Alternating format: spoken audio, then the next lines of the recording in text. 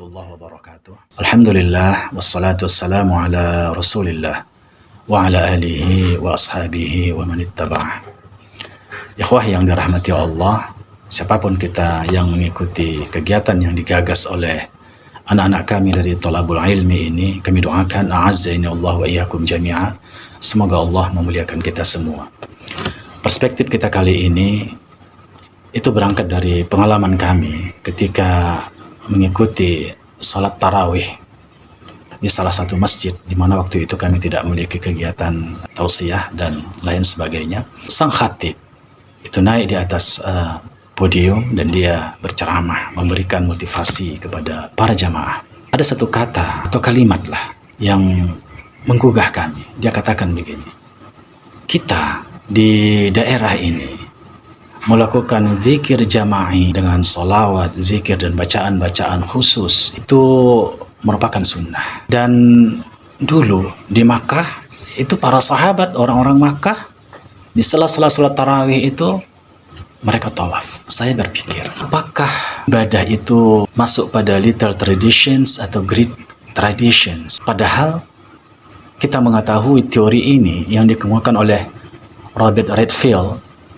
Kalau little tradition itu kan bersifat lokal dan itu informal, mencakup kebiasaan orang sehari-hari, cara berpakaian, makanan khas, tata cara yang lain, dan itu bersifat lokal dan tidak bersifat terstruktur universal.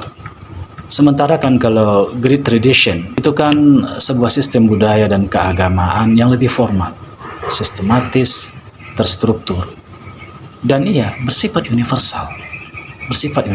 Pertanyaan yang muncul dalam hati kami adalah, apakah ibadah itu ada bersifat lokal? Ada bersifat lokal. Dia masuk pada little tradition yang setiap daerah itu bisa berbeda antara satu dan yang lainnya.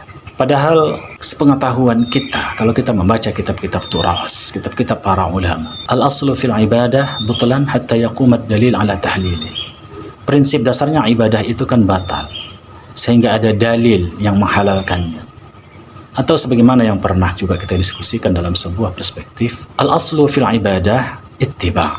Prinsip dasarnya ibadah itu kan mengikut. Tapi sang ustadz mengatakan bahwasanya apa yang dilakukan itu adalah sunnah dari Nabi.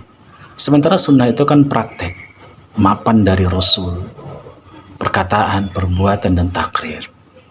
Tapi justru kita lihat, kita tidak memiliki referensi yang menjelaskan kalau ibadah-ibadah yang dilakukan di sela-sela salat tarawih itu pada umumnya di daerah kita ini atau mungkin di negeri ini tidak kita temukan dalam referensi para sahabat, para tabi'in, tabi'ut tabi'in, ulama madhab. Tapi sebuah inovasi dan perkembangan. Memang tidak kita pungkiri, misalnya salawat itu memang sudah. Kalau kita membaca satu salawat, maka Allah akan bersalawat kepada kita itu 10 kali. Baca zikir juga demikian. Tapi ketika telah ditetapkan pada satu tempat dan itulah bacaannya dengan kaifiat tata cara tersendiri, dan ketika orang pada satu kegiatan tertentu atau ibadah tertentu dan dia pemikiran mereka itu tertuju pada satu ibadah, beginilah cara ibadahnya. Padahal itu tidak ditemukan pada generasi awal. Kita punya terminologi dari Nabi tentang ibadah-ibadah khusus yang dikhususkan, dibuat tata cara tersendiri pada satu ibadah itu tanpa pedoman dari Nabi. Istilah yang digunakan Nabi itu bid'ah. Itu bid'ah, sebuah heresi. Atau kalau nggak pun heresi, itu sebuah deviasi dari sunnah. Itu penyimpangan dari sunnah.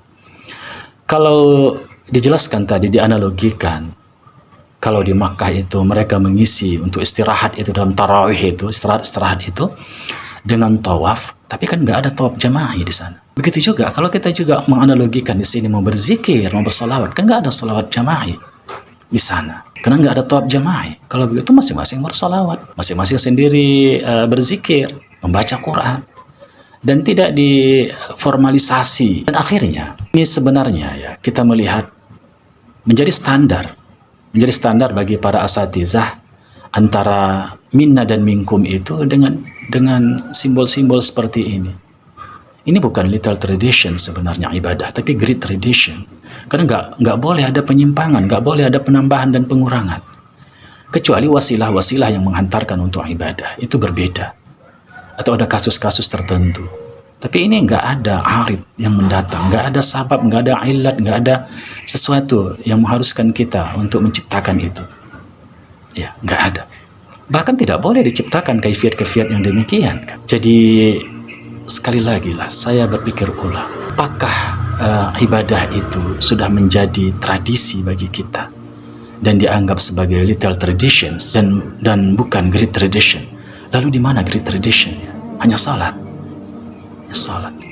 Padahal nggak ada beda salat dengan ibadah yang lain, sama-sama ibadah. Yang perlu kita mengikuti sunnah Rasul. Ini hanya sebuah perspektif, tapi sangat layak untuk kita renungkan. Disebabkan bid'ah itu memiliki ancaman di dalam hadis, dan kalau itu tidak ada ancamannya, saya rasa nggak jadi masalah. Tapi ada ancaman dari Nabi, yaitu an-nar. Masalah orang masuk neraka atau tidak itu urusan Allah, tapi ada ancaman. Sebagaimana orang berzina diancam dengan neraka, tapi apakah mereka masuk neraka, itu Allah yang menentukan. Mungkin dia bertaubat dan sebagainya. Sekali lagi, mari kita renungkan seputar masalah ini. Assalamualaikum warahmatullahi wabarakatuh.